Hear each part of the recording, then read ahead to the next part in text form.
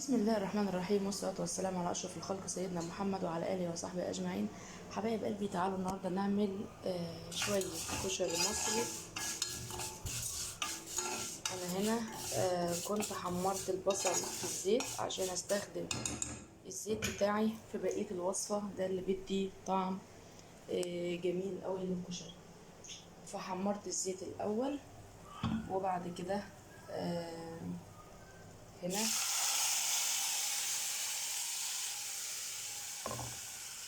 هنعمل رز بشعرية. حمرنا الشعرية في شوية زيت من اللي احنا مستخدمينه في البصل. عايزاكي تعملي بقية الوصفة كلها بالزيت بتاع البصل، ده بيبقى بجد عاطي تطعيمة حلوة قوي للكشري المصري، وبجد تفرق قوي في طعم الكشري. على بال ما ضربنا الطماطم وحطينا العدس السلق، كان الرز بتاعنا خلاص دخل في التسوية الكاملة.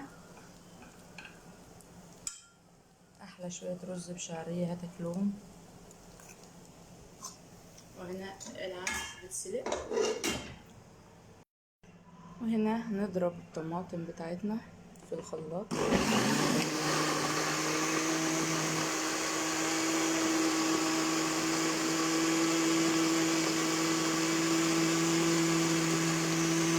عايزين نعملها نوصل لعصير طماطم ناعم.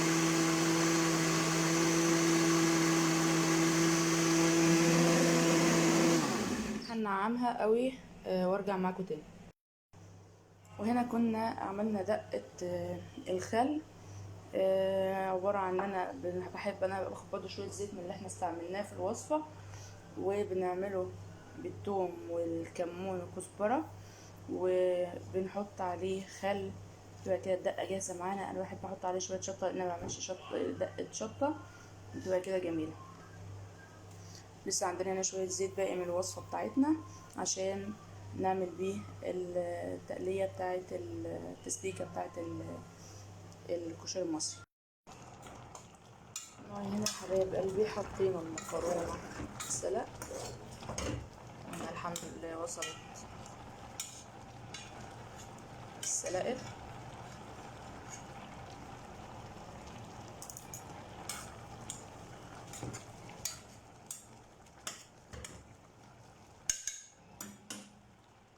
محتاجة شوية ملح،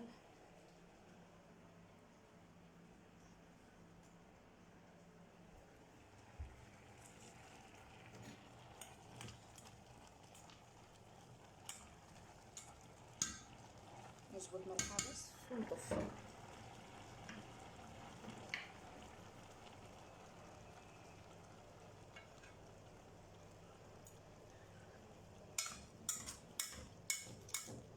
تمام. المكرونة هنا وصلنا لقوام التقلية اللي احنا عايزينها. الصلصة معانا جاهزة زي الفل.